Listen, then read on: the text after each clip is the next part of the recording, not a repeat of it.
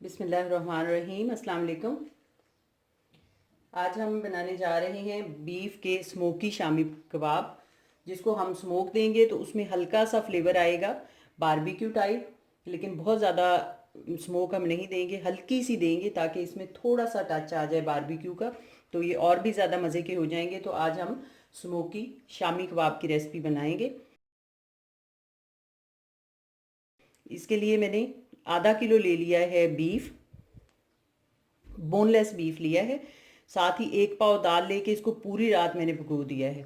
तो आप अगर चाहें तो 3 से 4 घंटे भी भिगो सकते हैं, लेकिन अगर पूरी रात भिगो दें तो ज़्यादा बेहतर है। 2 अदद हम अंडे लेंगे, लेकिन अंडे की भी क्वांटिटी हम देखेंगे जब इसको मिक्स करेंगे, तो उसके मुताबिक अगर हमें और ज़्यादा चाहिए हुआ तो वो भी हम डाल सकते हैं। क्योंकि हम स्मोकी फ्लेवर बना रहे हैं तो एक हमें चारकोल चाहिए होगा। और ये है शामी कबाब मसाला, जो कि मैंने अपने चैनल पे डाल दिया है। इसका लिंक मैं इसी जगह पे ऊपर डाल दूंगी, तो वो आप इससे चेक कर सकते हैं। तो साथ ही मैंने लिया है अदरक का पाउडर, सॉरी पेस्ट। ये हम लेंगे 1 टीस्पून, चूँकि इसमें थोड़ा सा हींग डला हुआ है तो इसलिए हम टीस्पून लेंगे। साथ ही मेरे पास है लहसुन, लहसुन चॉप किया हुआ है, और ये हम लेंगे 1 टेबल स्पून। 2 अदद प्याज, इसको बारीक चॉप कर लेंगे जैसे कि हम आमलेट में चॉप करते हैं उसी तरह के। साथ ही 4 अदद ली है सब्ज़ मिर्च, तेज़ वाली नहीं ली है, मोटे वाली है। इसका फ्लेवर अच्छा होता है लेकिन तीखी कम होती है, तो ये भी हम बहुत बारीक चॉप करके डालेंगे। 2 टीस्पून हमने लिया है दही। दही को पतला और खट्टा बिल्कुल नहीं होना चाहिए। अगर दही पतला होगा तो आपके कबाब जो हैं वो वाटरी हो जाएंगे और आपसे फिर हैंडल नहीं हो सकेंगे। अगर आपका दही खट्टा होगा तो कबाब में बहुत ज़्यादा खट्टापन आ जाएगा और उसका जायका चेंज हो जाएगा। तो इसलिए खट्टा और पतला दही बिल्कुल नहीं होना चाहिए, गाढ़ा और नॉर्मल दही होना चाहिए। तो साथ ही धनिया और पुदीना हम लेंगे। 1 लीटर हम डाल देंगे पानी इसमें, और 1 टीस्पून हम नमक डालेंगे।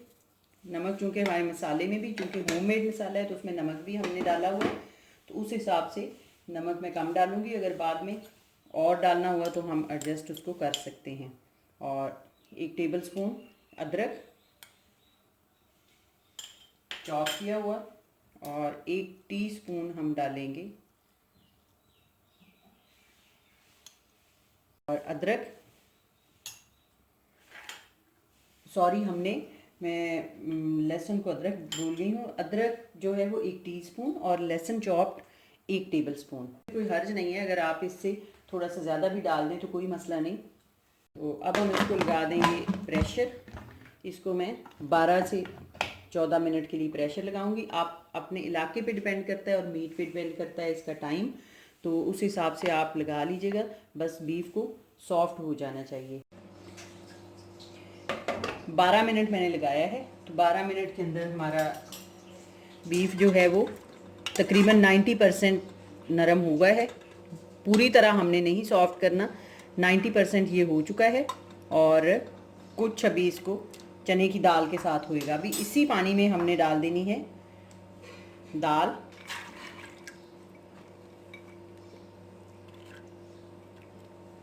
और साथ में हम डाल देंगे मसाला।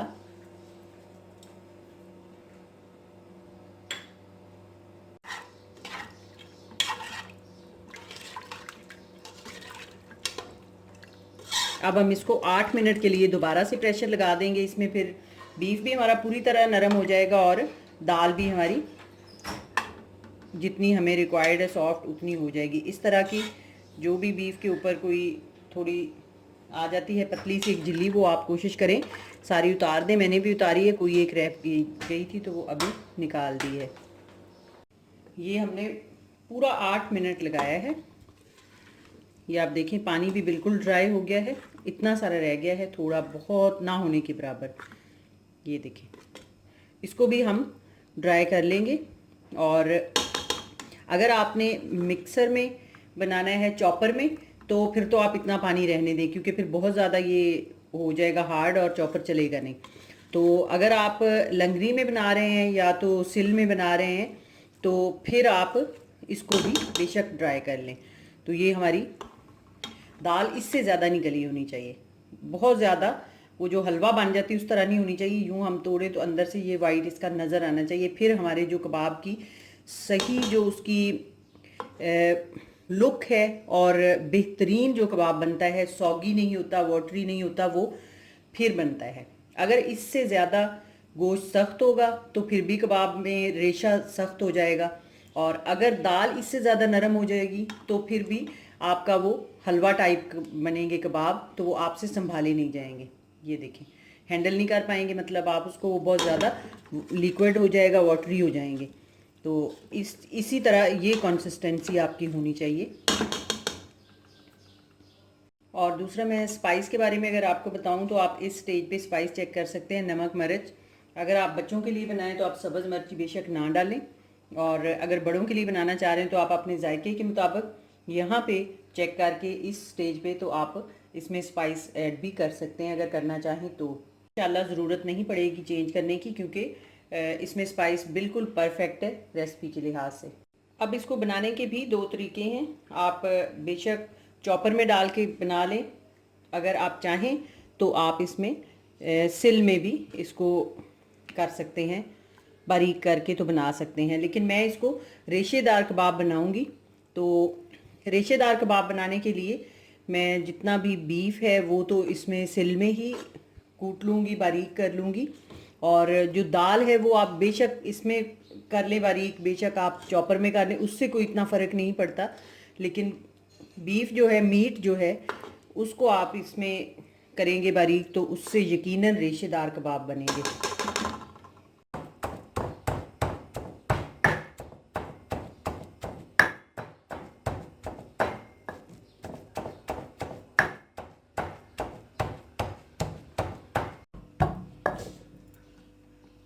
ये आप देखें, इस तरह हो जाना चाहिए रेशे, इतना बारीक, इसमें मोटा कोई भी पीस नहीं रहना चाहिए।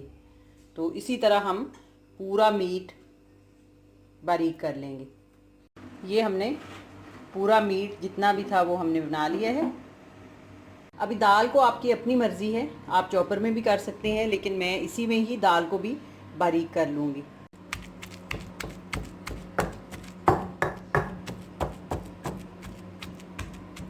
ये हमने पूरा कर लिया है। ये हमारा मीट है और ये दाल। तो इसी तरह ही दोनों चीज़ें हमने मिक्स कर लेनी है। हाथ की मदद से ही बहुत अच्छी मिक्सिंग होती है। अगर आप चाहें तो आप किसी कांटे वगैरह की मदद से कर सकते हैं, लेकिन मेरे से हमेशा हाथ से ही अच्छी मिक्सिंग होती है इस तरह की चीज़ों में। ये मैंने बड़े बर्तन में ट्रांसफ़र कर लिया है, छोटे में मुझे मुश्किल हो रही थी मिक्सिंग करने में। तो ये आप देखें, बहुत अच्छी तरह हाथ से दोनों चीज़ों को मिक्स कर लेना है। आप इस स्टेज पे आप इसमें स्पाइसेस चेक कर सकते हैं फिर से। अब हम इसमें डाल देंगे दही, जो मैंने 2 टीस्पून लिया है। आप इसमें 2 टेबलस्पून भी डाल सकते हैं, इससे बहुत ही सॉफ्ट बनते हैं दही से। और मिक्स कर देंगे इसको भी। ये आप देख रहे हैं हमारा जो बैटर है काफ़ी खुश्क है। अभी तक इसमें अंडा डलेगा और प्याज डलेगा। प्याज को मैंने चॉप करके तो हल्का सा उसको उसी सिल में ही थोड़ा सा बारीक भी कर लिया है। ये आप देखें, बिल्कुल पेस्ट नहीं बनाया, लेकिन मैंने इस तरह करके बारीक कर लिया। अगर आपका ये वाला बैटर इतना सख्त ना होता जितना कि ये मेरे पास है, अगर थोड़ा सा आपका ये वाटरी हो जाए तो फिर आपने प्याज को क्या करना है कि इसको आपने निचोड़ के तो इसका यूं पानी निकाल लेना है और फिर डालना है। अदरवाइज़ तो इनमें पानी हो जाएगा और ये वाटरी हो जाएंगे, तो फिर आपसे कबाब हैंडल नहीं हो पाएंगे, तो उसमें ज़्यादा मॉइस्ट हो जाएगा। तो अब मैं इसमें डाल दूँगी धनिया और पुदीना।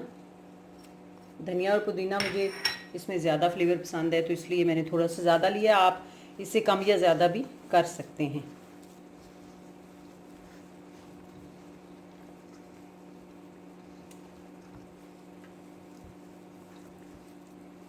साथ ही हम डाल देंगे इसमें सब्ज़ मिर्च। सब्ज़ मिर्च मैंने बताया ऑप्शनल है, आप डालना चाहें तो डालें, बच्चे अगर हैं तो फिर आप बेशक मत डालें।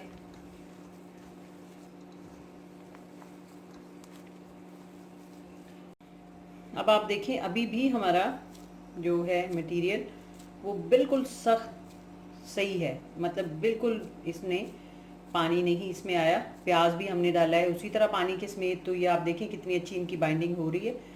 तो अभी हमने इसमें अंडा डालना है। तो ये 2 अदद अंडे हमने डाल दिए।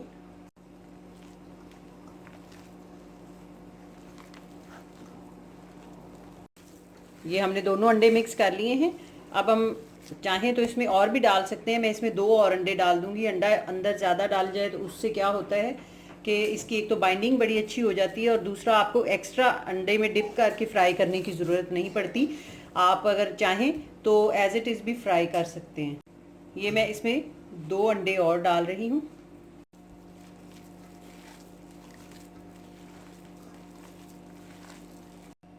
ये हमारा मटेरियल तैयार हो चुका है। दूसरी तरफ हमने चारकोल को जलाना रखा हुआ है।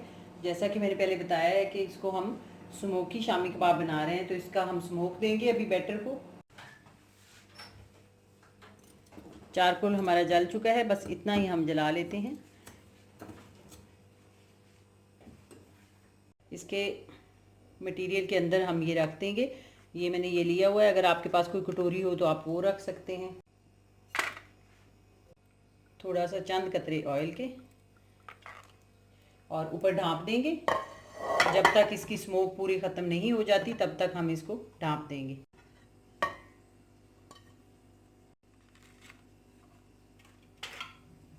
अब हम इसको रख देंगे फ्रिज में आधे घंटे के लिए, ताकि ये सेट हो जाए, और उसके बाद हम इसके कबाब बनाएंगे।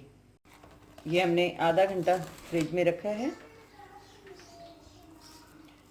बैटर हमारा बिल्कुल अच्छा, मटेरियल हमारा सेटल हो गया है। अब हम इसके कबाब बना लेंगे। कबाब मैंने पहले जो बनाए हैं उसमें मैंने कुछ और तरीके भी किए थे शेर कबाब को सिर्फ गोल टिक्की बनाने के, तो इसमें हम सिर्फ हाथ से ही बनाएंगे। ये आप देखें कितना अच्छा हमारा बैटर बना है। और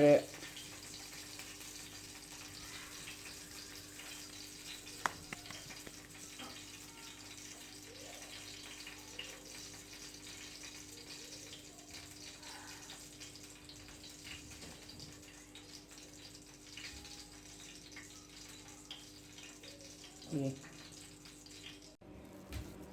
इसी तरह एक और मैं आपको दिखाऊंगी, और फिर बाकी मैं इसी तरह सारे बना लूँगी। पहले इसको अच्छा सा आपने कर लेना है गोल। बहुत सारे आसान तरीके भी हैं जो कि मैंने शेयर किए हुए हैं पहले टिक्की बनाने के। तो इसको बस जितना आप रखना चाहें साइज़ वो आप रखें और बराबर कर लें। इसी तरह बाकी सारे भी मैं तैयार कर लूँगी।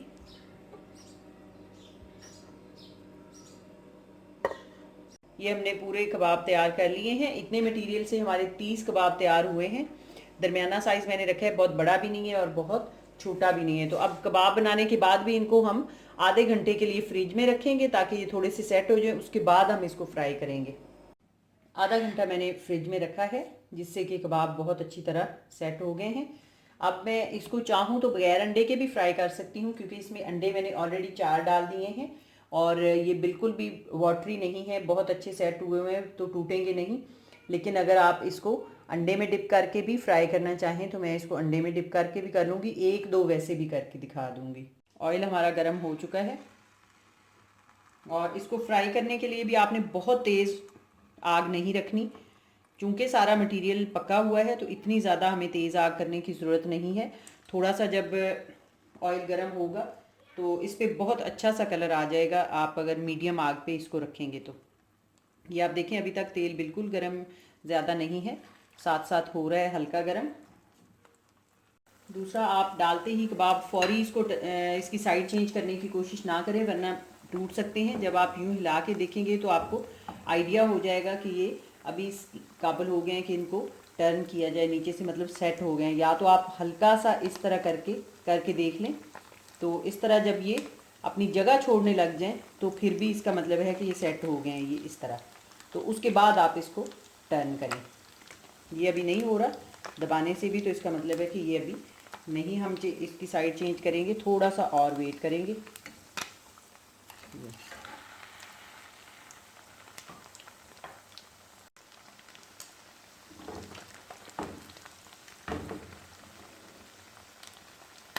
अभी हम इसकी दोनों साइड्स चेक कर लेंगे।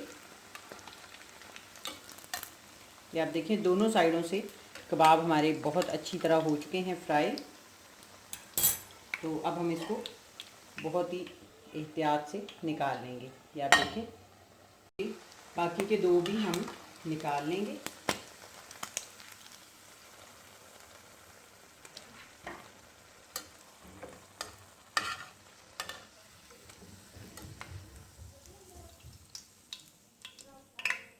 अब मैं जो दूसरे कबाब हैं वो बिना अंडा में कोट किए ऐसे ही फ्राई करूँगी। आप इसको किसी भी तरीके से कर सकते हैं फ्राई।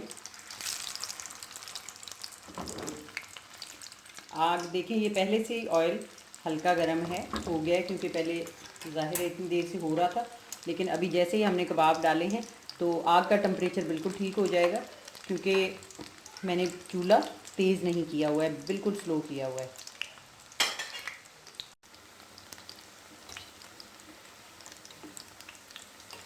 ये आप देखें बिल्कुल नहीं टूटे माशाल्लाह से। और ये देखें आप, इनको टर्न करने का भी बहुत ध्यान से आपने करना है। यूँ थोड़ा सा एक साइड से उठाएं फोक की मदद से, और यूँ ये देखें बिना अंडे के भी हमारे कबाब जो हैं वो बिल्कुल नहीं टूटे, अपनी जगह पे बिल्कुल अच्छी तरह सेट हैं अल्हम्दुलिल्लाह। ये आप देखें, इनका कलर मुझे अंडे की कोटिंग वालों के कलर से भी ज़्यादा अच्छा लग रहा है। बस ये कबाब हमारे हो चुके हैं दोनों साइडों से ही। ये आप देखें दोनों साइडों से एक जैसा कलर आ चुका है, तो अब हम इनको निकाल लेंगे। ये आप देखें कितने माशाल्लाह से परफेक्ट हुए हैं फ्राई बिना अंडे के भी।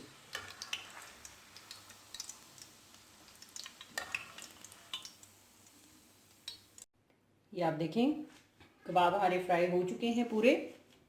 ये जो चारों हैं अंडे की कोटिंग के साथ हैं, ये चारों जो हैं वो अंडे की कोटिंग के बगैर हैं। और आप देखें ये बहुत मज़े के बनते हैं और बड़ी आसानी से बन जाते हैं। तो ये एक मैं आपको तोड़ के भी दिखाऊंगी। ये आप देखें ये बिना अंडे के, और ये आप इसको देखें अंदर तक गर्म है अभी बहुत, और इसका आप रेशा चेक करें, ये देखें अभी गर्म है। आप इसको ज़रूर ट्राई करिएगा इंशाल्लाह। इंशाल्लाह जब आप इसको बनाएंगे तो मुझे पूरी उम्मीद है कि आप भूल जाएंगे बाकी सारे तरीक़ों से कबाब बनाना, और ये इतने मज़े के ये रेशादार कबाब तैयार होते हैं और बहुत ही आसानी से आप इसको हैंडल कर पाते हैं, बहुत आसानी से आप इसको बना सकते हैं। तो ज़रूर ट्राई करिएगा, इंशाल्लाह उम्मीद है आपको पसंद आएंगे। और प्लीज़ अगर पसंद आए तो मेरी चैनल मेरे को सब्सक्राइब करना मत भूलिएगा, लाइक और शेयर ज़रूर करिएगा। लाइक करने से मुझे पता चलता है कि आपको मेरी वीडियो पसंद आ रही है, और सब्सक्राइब करने के साथ ही बेल का आइकन आएगा, उसको ज़रूर दबाइएगा।